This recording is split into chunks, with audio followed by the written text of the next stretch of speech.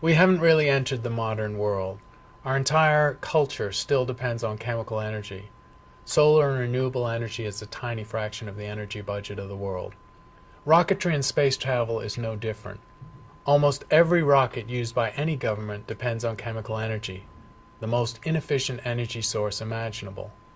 In a sense, these rockets are no different than the rocket used by Goddard in 1929, which flew 100 yards into his Aunt Effie's cabbage patch.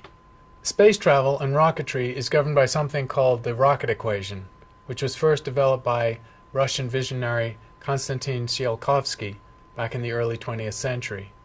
The rocket equation relates the initial and final velocity of a rocket and its payload to the fraction of that payload mass corresponding to fuel. And the unpalatable truth, an inescapable truth of the rocket equation is that fuel is most of the mass of a rocket. For Apollo, it was 95% of the mass.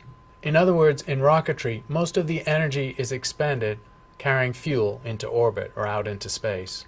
How far and how fast have we gone in the history of space travel so far? The most distant spacecraft now have actually left the solar system. The Voyager and Pioneer probes, dating back to the 1970s, have been traveling 14 billion kilometers in the largest extent, which leaves the area of the solar system heading into something called the heliopause, where the sun's radiation reaches the interstellar medium. The Guinness Book of Records for the fastest spacecraft is actually still held by Helios 1, which was launched in 1974.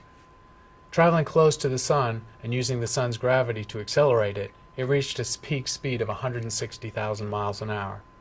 But the typical spacecraft, heading out into the solar system, travels 5 or 7 times slower. At this typical speed, it would take centuries or millennia to reach the nearest stars. In other words, rocket speeds of a small fraction of a percent, perhaps 1/10%, are far too slow to reach the stars in any reasonable timescale. The second issue involves the energy costs. Human payloads are obviously very massive, because the life support for humans must be carried too. The energy costs of travel within the solar system and beyond are governed by conservation of energy. To accelerate a particular mass to a particular velocity is a simple calculation in physics, and it reveals that the energy costs of getting anywhere near the speed of light are prohibitive. In this graphic, we can see that to travel to the stars in a human lifetime timescale with chemical energy is essentially impossible. There's not enough mass in the universe to do it. Even using nuclear fuel, fission or fusion, at a much higher efficiency is insufficient. Matter-antimatter annihilation, the most efficient fuel possible, recovering fully the energy of mass, is also not possible. All of the problems stem from having to accelerate and carry the fuel. Visionary ideas that avoid this involve interstellar ramjets, where a large diaphanous scoop is used to catch low-density hydrogen from the interstellar medium and use that hydrogen in a fusion reactor to accelerate the rocket. Rather than carry the fuel with the rocket, we gather the fuel in space. A second possibility is what's called a solar sail. By this, we use sun's energy on a large diaphanous sheet of material, probably made of nanoparticles, so to be light and rigid, and accelerate the spacecraft using solar radiation and the energy propulsion of photons themselves. The solar sail technology has been prototyped in small scales, tens of meters squared, but huge solar sails, many millions of square meters or more, would be required to generate sufficient speeds for a significant payload. The downside is that the push from solar energy diminishes with the square of the distance from the sun. So the maximum push only occurs when the spacecraft is close to the sun, would need to get a kick up to a high speed while it was still within the solar system. A related idea involves beaming energy from perhaps microwave transmitters on the Earth's surface to a solar sail and concentrating it, delivering more kick than the sun's radiation can. These ideas have never been tested in practice. Beyond that, we move into the realm of science fiction. The ideas of wormholes and warp drives are essentially, while not violating physics, unproven technologies based on extrapolations of physics, mechanisms that we have no idea how to build. Okay to go. Okay to go. Initiate drop sequence.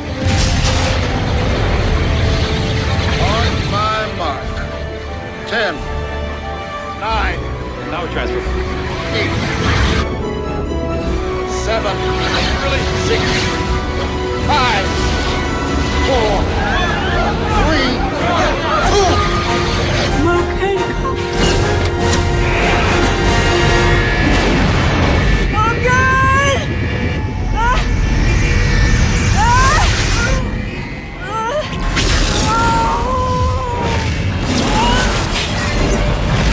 Alien control! Alien control! Do you read me?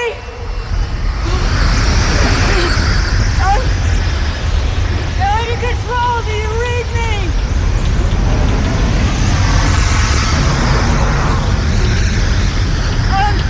I'm gonna try and keep recording. I'm going through some kind of a tunnel.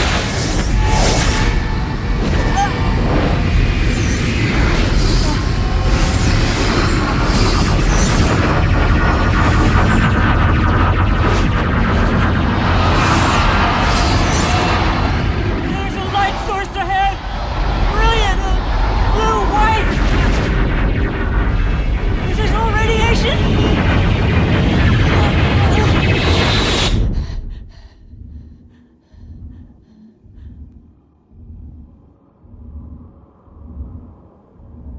It's a star. Remember how far we've come in space travel and how far we have to go. Humans have only set foot on one other world beyond the Earth, and that's the Moon, barely 250,000 miles away. We sent our robotic probes roughly 1 billion miles into the outer solar system. By contrast, the very nearest stars are tens of trillions of miles away, an enormous extra factor of distance. Getting to the stars is beyond our current capabilities. It will require new technologies. It will also probably require the technology to take humans down into a suspended animation wait state. Medical science has experimented with suspended animation in animals, with some success, but only for periods of hours or days. Unless humans can be brought down into that wait state, the journey times of centuries will be too long. Intriguingly, the door has actually still been left open to teleportation, the idea at the heart of Star Trek. Quantum teleportation has been demonstrated in the lab, where quantum information can be transmitted from one point to another, actually over distances exceeding the Earth's size. However, the amount of information transmitted or coded is extremely small. The idea of reconstructing a human at a remote location with that many trillions of atoms is implausible based on our current understanding. However, if we're sanguine about the progress of technology, we can show on a logarithmic plot that the maximum speed attained by humans has increased exponentially over the past millennia. From transport by horses to cars to planes to rocket ships, we've been doing better and better. If we trust in these technological innovations, we might speculate that in a century or so we are able to reach something like a few percent of the speed of light. And with a miniaturized probe, perhaps nanobots, the energy cost would not be prohibitive. So interstellar travel, if not for humans, for robots, is possibly on the cards within a couple of generations. The science fiction writers are the people who've envisaged this the most clearly. Hard science fiction writers try to stay within the laws of physics, and they imagine ways that we might travel to the stars. They all involve building a viable colony that travels through space and has some level of suspended animation to cover the large distances. The genetic community has weighed in on what would be a viable human colony. A sufficient gene pool to not cause major problems is roughly 100 to 120.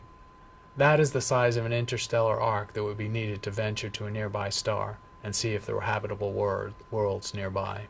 Given that we're on the cusp of this technology, maybe not now, but maybe in a century, an interesting question is, has any civilization in the galaxy got to this stage? This was the basis of Enrico Fermi's famous question from 1950, where are they? A simple extrapolation of our technology by a century or so says that we could travel through the galaxy, if not ourselves, our robotic probes, at a few percent of the speed of light. At this level, colonizing or exploring the galaxy would only take a few million years, which is a small fraction of the age of the galaxy. Meanwhile, the realities of the rocket equation govern everything we do. So visionary ideas such as these NASA sketches of space colonies and space wheels from the 1970s remain on hold and in the distant future. We've barely set foot into space. It's a young activity. Humans are young, barely 50,000 years old. The Industrial Revolution just a few centuries, and space travel only half a century. We have to see what the future will hold. In this video, a remixing of Carl Sagan's famous paean to the future of space travel, we can see what the possibilities might be for the future. I'm not very good at singing songs, but here's a try.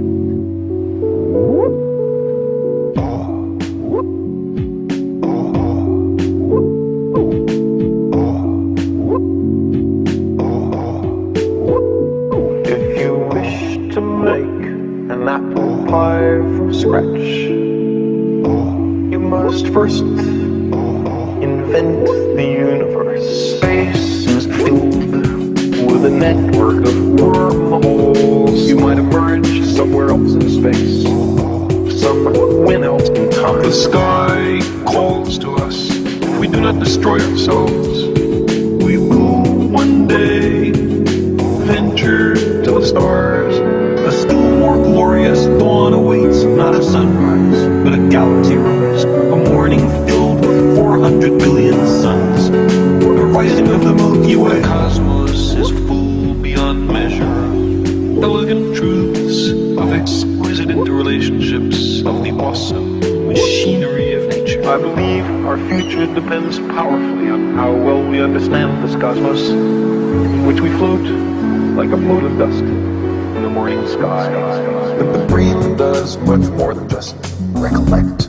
It intercompares, it synthesizes, it analyzes, it generates abstractions. The simplest thought, like the concept of the number one, has an elaborate logical underpinning. The brain has its own language for testing the structure and consistency of the world. A still more glorious dawn awaits, not a sunrise, but a galaxy rise. A morning filled with 400 billion suns. The rising of the Milky Way. The sky calls to us. If we do not destroy ourselves, we will one day venture to the stars.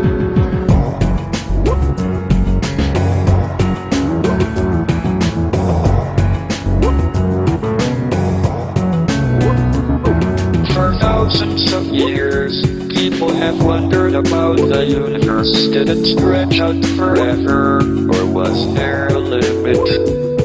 From the Big Bang to black holes, from dark matter to a possible Big Crunch, our image of the universe today is full of strange sounding ideas. How lucky we are to live in this time, the first moment in human history when we are, in fact, visiting other worlds. A still more glorious dawn awaits, not a sunrise, but a galaxy rise. A morning filled with 400 billion suns. The rising of the Milky Way. A still more glorious dawn awaits, not a sunrise, but a galaxy rise. A morning filled with 400 billion suns. The rising of the Milky Way.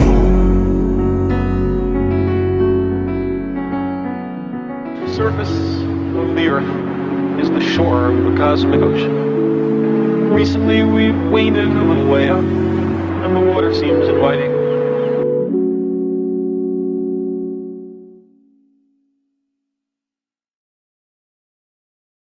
Space travel is governed by the tyranny of the rocket equation, which says that using inefficient chemical sources where you carry the fuel with you is no way to go. The costs are prohibitive to travel beyond the solar system using this technology. So other technologies are under development by NASA and other research institutes. The idea of using nuclear fusion or fission is possible, but perhaps the best innovation would be to not have to carry the fuel. So solar sails are being tested by NASA and other agencies, and the other idea is using the thin interstellar material as fuel itself picked up along the way.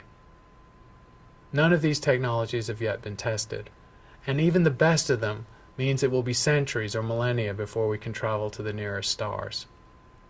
Science fiction writers have been dreaming about this for decades, and maybe in a few more decades we'll be on the point of testing these technologies.